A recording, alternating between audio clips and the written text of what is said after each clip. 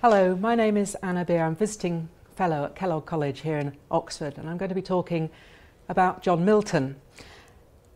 And my way into Milton in 10 minutes is an impossible task, but my way in is going to be to share with you a few short extracts from one of Milton's fairly early poems, a poem called Lycidas.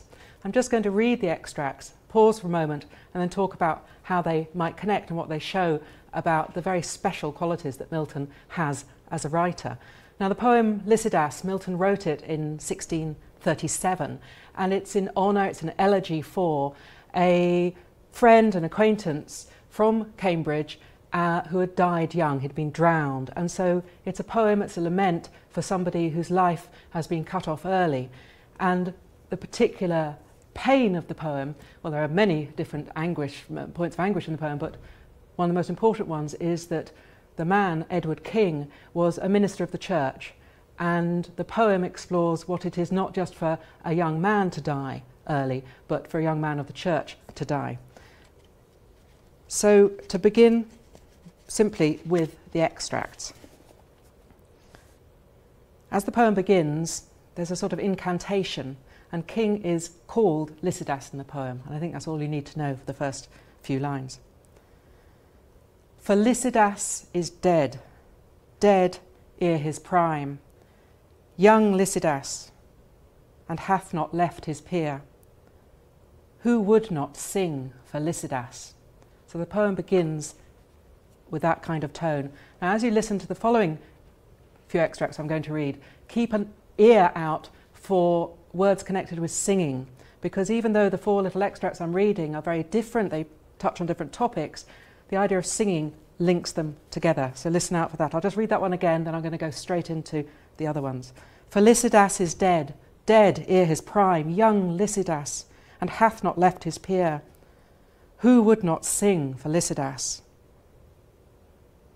And then about 100 lines later, there's a passage about the clergy, the contemporary clergy in Milton's time in 1637, who are failing utterly in their duty to provide pastoral care for their flock, for their congregations.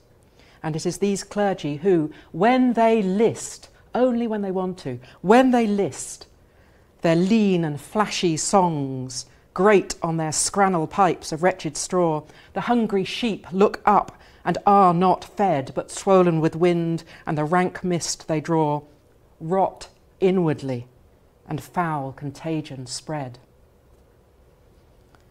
And towards the end of the poem, which, as I said, is trying to understand how a young man's life could be cut so short, so tragically, there is a consolation. There's a vision of Edward King, of Lycidas, in heaven. There is heaven. There entertain him all the saints above, in solemn troops and sweet societies that sing, and singing in their glory move, and wipe the tears for ever from his eyes. Now Lycidas, the shepherds weep no more. That is nearly the end of the poem, the vision of Lycidas in heaven, singing sweet hymns. But in some of the most famous lines from English literature, the poem takes a sudden turn, and we find that the speaker is not Milton himself, as it were, but it is an uncouth swain. And I'll just read the closing lines of the poem with its very famous closing line. Thus sang the uncouth swain to the oaks and rills, while the still morn went out with sandals grey. He touched the tender stops of various quills, with eager thought warbling his Doric lay. And now the sun had stretched out all the hills, and now was dropped into the western bay. At last he rose and twitched his mantle blue. Tomorrow to fresh woods and pastures new. Now I hope you'll have heard, apart from anything else, as I say, the way that Milton creates patterns with language. In this case, there are many patterns there, but one in particular is the different ideas of singing, failed singing, glorious singing, heavenly singing, the singing of the poet himself, what it means to sing. And it puts pressure on the reader, to me, exciting pressure, to try to connect those different understandings of a central term. But in the end, what draws me back again and again to Milton, and pretty much ever has done since I was forced to study him at school, and I resisted for a good few many months, thank you Mrs. Foster of Sixth Form College for forcing me to keep going, is that Milton is not afraid of the big questions. And not only is he not afraid of the big questions, the ones that keep us awake at night, he has, for me, a fascinating approach to those questions. On the one hand, he tries to work out, as it were, how something can have happened. How, I mean in the sense of the mechanics of it. If Eve ate the apple in the Garden of Eden and brought sin into the world, if we accept that, what were the events that led up to that event? Or when he's looking at the story of Samson from the Old Testament, Samson who pulls down the temple of the Philistines, destroying them, but also himself. Very bloody, terrible moment, one of many in the Old Testament. He wants to understand what brought Samson to that point. The Bible does not tell him. Milton supplies, as it were, the backstory, the mechanics. But on perhaps a more fundamental, moral, ethical level, he also asks, how could these terrible things happen? And as a Christian, that question, of course, ties in with his understanding of God as the God of love. How can a loving God permit this kind of suffering? How can a loving God permit evil in the world? Now, today I've got only a small amount of time, so I can't talk about the political and even the domestic applications of this. How can God permit bad marriages? Something that preoccupies Milton a lot, partly because of personal experience. Politically, what is the best way to govern? What would God want us to have as a political system? And he tries to work out, why on earth are the English people welcoming back the monarchy that we still have now in 1660? And that gives a clue to another reason that I find Milton endlessly challenging and fascinating. His metaphysical questions are never abstracted from our lived reality. That, for me, is at the heart of Milton's work. I'm reminded of a quotation from a 20th century novelist, Penelope Fitzgerald, an elegant, wonderful novelist, in her novel The Gate of Angels, and she has a Cambridge Don welcoming his students, and they're studying advanced sciences, physics. And the Don says, "You have come to Cambridge to study the interdependence of matter and energy.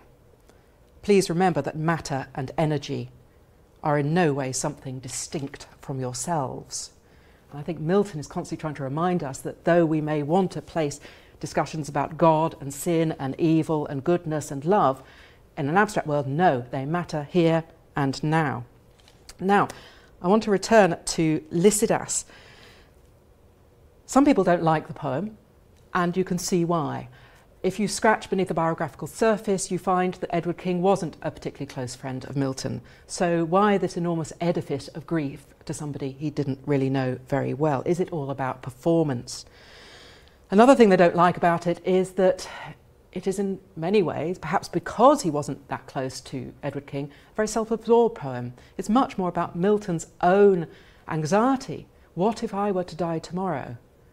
He's still a fairly young man, he still has a great consciousness of his own gifts, and he still is frightened that he hasn't achieved his potential. So the poem, in a sense, is about his own fear of an early death. I read to you the consolation that the poem offers of singing in heaven, and that, of course, is a conventional consolation, and it is fairly hard won in that poem. We have various different consolations offered to the reader. All of them are put to one side. Some of them are described as a false surmise. It's what our frail thoughts, to use Milton's words, need, that we comfort ourselves in illusory ways. And the only true comfort for him within his Christian theology is that Lycidas, Edward King, is in heaven. So much for the consolation. Beautifully done. But there are two other aspects of Lycidas that confuse and trouble readers, even now. Now, the first you could glimpse in one of the extracts I read you earlier. I mentioned that it's a denunciation of the clergy, and it just comes intruding into the poem without any preamble at all. I'll just read a moment from something that I've written about this section. In the midst of the lament for Edward King, a startling voice, that of St. Peter, interrupts the poem, denouncing the churchmen of his time. They are the blind mouths who have betrayed their flock. The flock now rot inwardly, and foul contagion spread. It's a powerful and I think enduring expression of the fear that the people of England were rotting inwardly. The psyche and the soul of the nation, as much as the body, were in perilous danger. And that is deeply characteristic of Milton. Almost every line that he writes as a mature poet is trying to speak to our inner selves, because only through reforming and the inner self, politically and in religious sense, will you get a nation of free citizens. That was his dream, but they had to be fully conscious, engaged, educated citizens, because then they would make the right choices.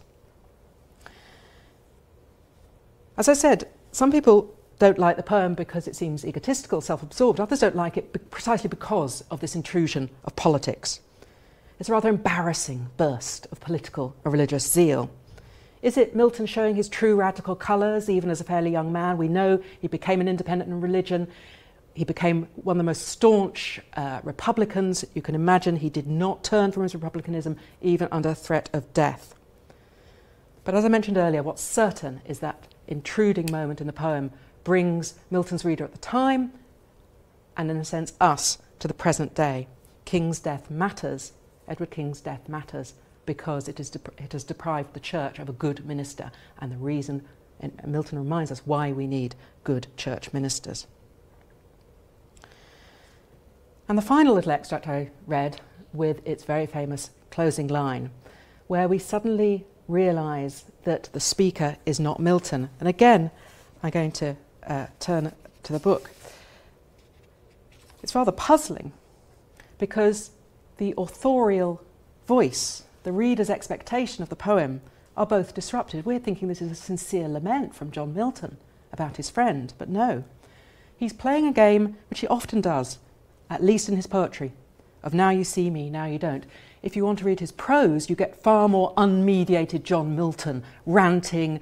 He's often profane, he's scurrilous, he's violent, occasionally completely impenetrable. But the energy is there, and it's very direct engagement with the reader. But in the poetry, a more subtle game is going on. Now, I'm not suggesting that Milton is a post-structuralist critical theorist, 300 years before that kind of jargon was created, but he does demand that the reader does not read the poem as a direct confessional moment. He's asking us to attend to it as a work of art, even when it is written in the first person. And I speak this quite sort of acutely aware that I have attempted to write a biography of Milton. It is as if Milton is warning his readers not to plunder his poems for his life. He's warning his readers that there is no transparent relationship between the poem and the man.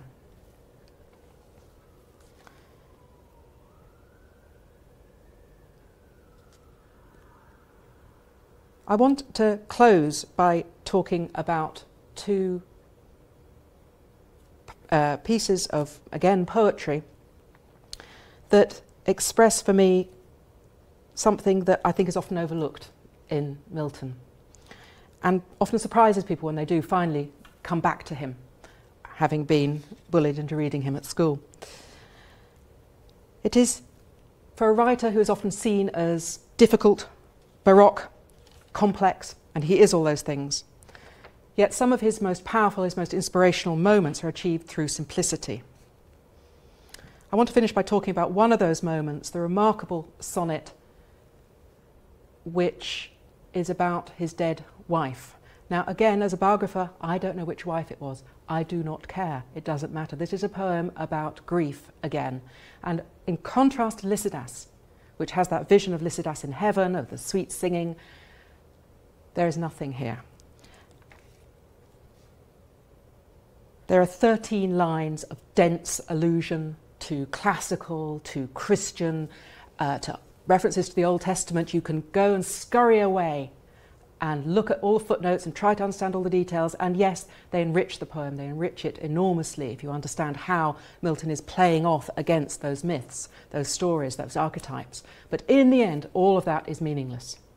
It's an attempt to make sense of something that's happened to him. He's dreamt of his dead wife. And this is a blind man dreaming, a blind man seeing in his sleep. And the poem ends, the 14th line of the sonnet, and sonnets often turn at the end, provide a surprise to the reader. I waked, she fled, and day brought back my night. Those are all monosyllables. I waked, she fled, and day brought back my night.